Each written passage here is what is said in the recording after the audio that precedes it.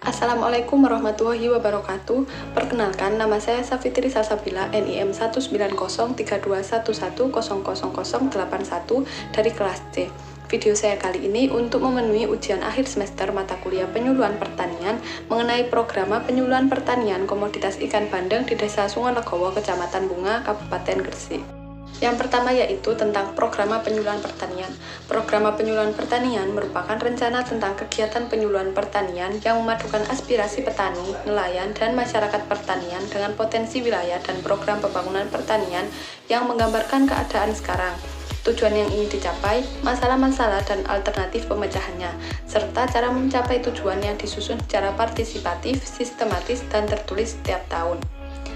Kemudian program penyuluhan pertanian berperan sebagai sistem jaringan aktif yang melibatkan unsur pelaku pembangunan pertanian secara simultan. Program penyuluhan pertanian juga menerapkan asas pemecahan masalah secara multidisiplin dan proses belajar inovatif yang ditampilkan dalam dinamika proses interaktif yang sistematis dan terukur.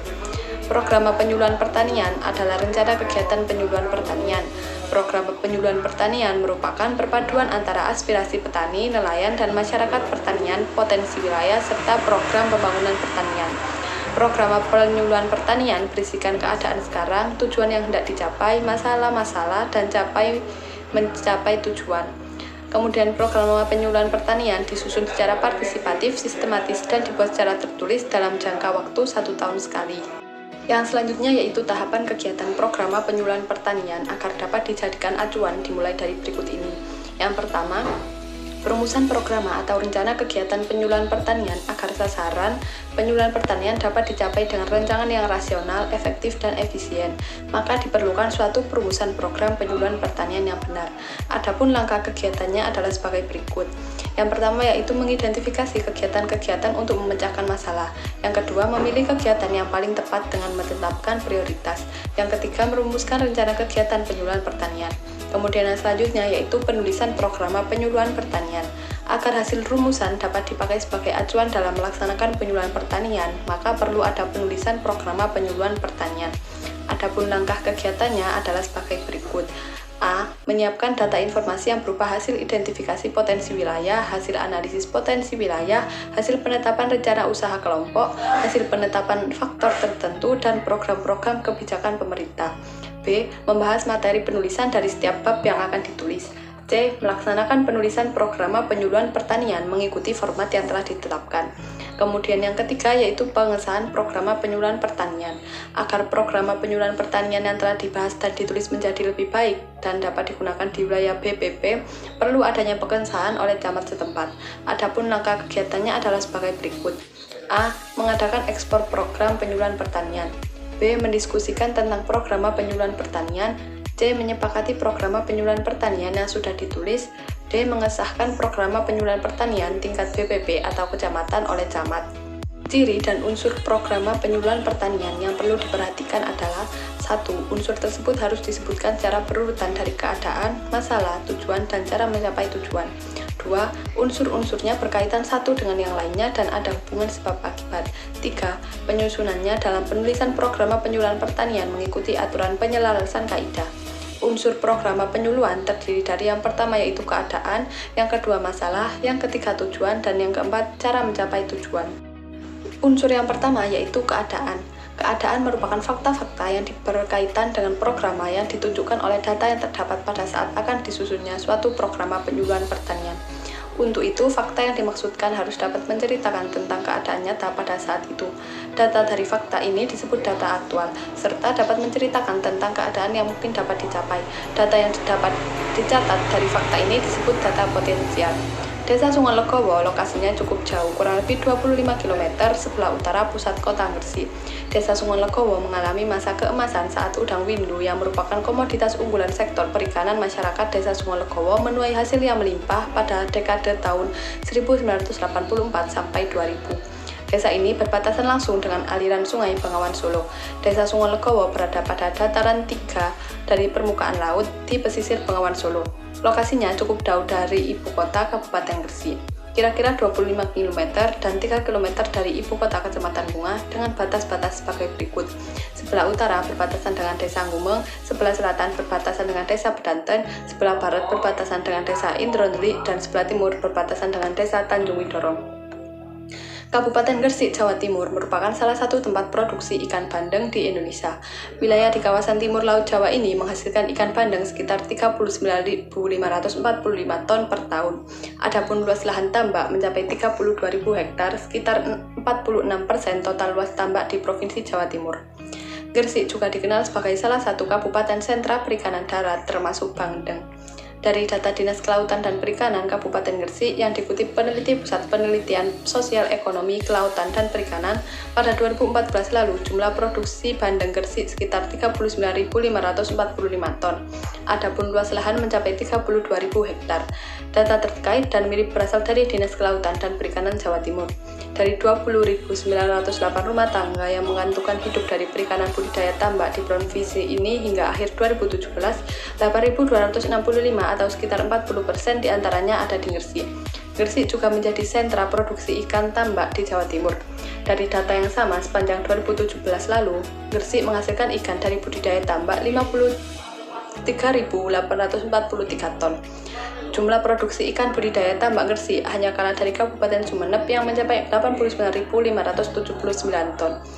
Namun dalam 5 tahun terakhir ini, jumlah itu terus meningkat dari 50.808 ton pada tahun 2016, 49.709 ton pada tahun 2015, 84.185 ton 2014, dan 87.895 ton pada tahun 2013. Unsur yang selanjutnya yaitu masalah. Masalah adalah faktor-faktor penyebab keadaan tidak memuaskan atau hal-hal yang tidak dikehendaki.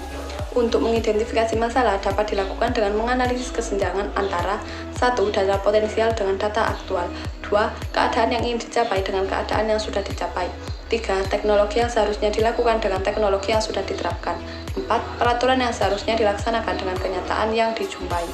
Beberapa masalah dari komoditas ikan bandeng ini adalah dari hasil riset oleh Pusat Penelitian Sosial Ekonomi Kelautan dan Perikanan Kementerian Kelautan dan Perikanan menunjukkan bahwa budidaya bandeng di Kabupaten Gresik justru tidak memperlihatkan aspek keberlanjutan secara ekologi, ekonomi, sosial, dan teknologi. Keberlanjutan pengelolaan perikanan budidaya bandeng berada pada kondisi cukup atau cenderung buruk sehingga perlu reorientasi pengelolaan. Perlu melakukan penyeimbangan aspek ekologi dan ekonomi dengan mengurangi tekanan pada ekosistem mangrove dan memperbanyak tujuan pasar atau orientasi kemasan pada pemasaran produk bandeng. Kemudian adanya ancaman alih fungsi lahan dan pendapatan yang pas-pasan. Ancaman keberlanjutan budidaya bandeng tak hanya karena maraknya alih fungsi tambak, tetapi juga alih pekerjaan dari petani tambak menjadi pemilik kos atau buruh di pabrik. Pemasaran dari produk hasil ikan bandeng ini juga menjadi salah satu permasalahan yang ada karena banyaknya pesaing yang menjual produk sejenis di pasaran. Unsur yang selanjutnya yaitu tujuan. Tujuan adalah pernyataan tentang perubahan yang hendak dicapai dalam jangka waktu tertentu. Dalam penyusunan program penyuluhan pertanian ada 2 macam tujuan, yaitu tujuan umum dan tujuan khusus. 1. Tujuan umum adalah pernyataan tujuan secara umum apa yang ingin dicapai dalam jangka panjang. Contohnya meningkatkan kesejahteraan petani. 2. Tujuan khusus yaitu pernyataan tentang perubahan yang hendak dicapai dalam jangka waktu 1 tahun. Contohnya meningkatkan produksi padi dari 50 kuintal per hektar menjadi 55 kuintal per hektar. Tujuan dari adanya program penyuluhan ini yaitu 1. Tujuan umum untuk meningkatkan kesejahteraan petani bandeng yang ada di Desa Sungolegowo, Kecamatan Bunga, Kabupaten Gresik. 2. Tujuan khusus untuk meningkatkan produksi ikan bandeng di Desa Sungolegowo, Kecamatan Bunga, Kabupaten Gresik dan mengatasi atau menyelesaikan masalah yang menjadi kendala dalam produksi ikan bandeng. Unsur yang terakhir yaitu cara mencapai tujuan. Cara mencapai tujuan merupakan penyusunan perencanaan kegiatan yang menggambarkan bagaimana tujuan dapat dicapai. Kemudian uraian tentang rencana kegiatan penyuluhan pertanian yang dikembangkan berdasarkan masalahnya. Adapun permasalahan yang perlu diperhatikan mencakup tingkat kemampuan petani, sarana prasarana yang ada di tingkat petani, situasi fisik dan non-fisik, baik itu berupa sosial, ekonomi, dan budaya, tingkat kemampuan penyuluh, biaya yang tersedia. Dengan demikian, karakteristik yang hendak diwujudkan menurut Mardikanto tahun 1993 antara lain yang pertama, mengacu pada kebutuhan masyarakat. 2. Bersifat komprehensif. 3. Luas. 4. Merupakan proses pendidikan.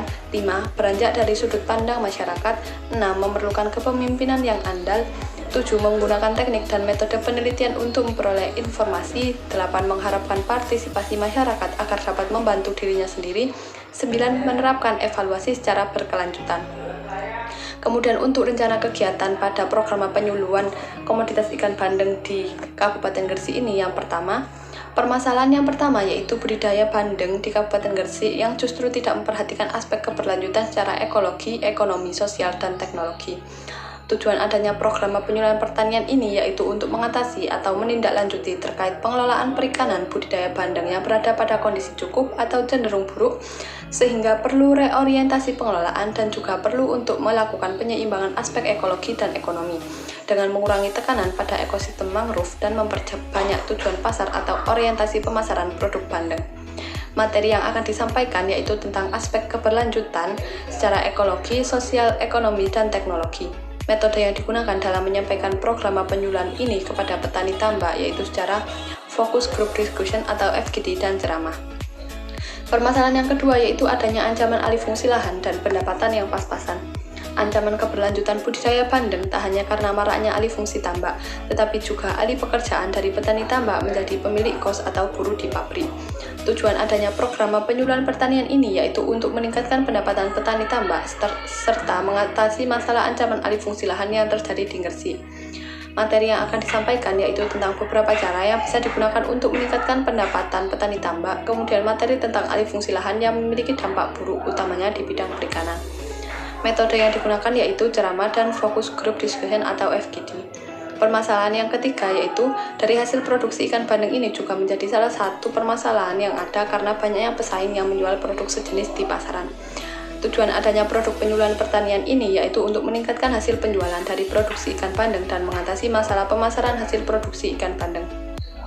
Dengan menjadikan produk ikan bandeng ini sebagai olahan seperti otak-otak bandeng, kerupuk ikan bandeng, dan lain-lain, bisa meningkatkan nilai jual dari produk ikan bandeng itu sendiri.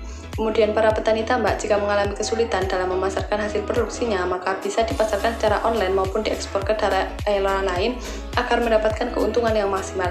Materi yang akan disampaikan yaitu tentang pemasaran dan beberapa hasil olahan dari produk ikan bandeng beserta tata caranya. Metode yang digunakan yaitu ceramah, FGD, dan praktek. Cukup sekian yang dapat saya sampaikan, kurang lebihnya mohon maaf. Terima kasih. Wassalamualaikum warahmatullahi wabarakatuh.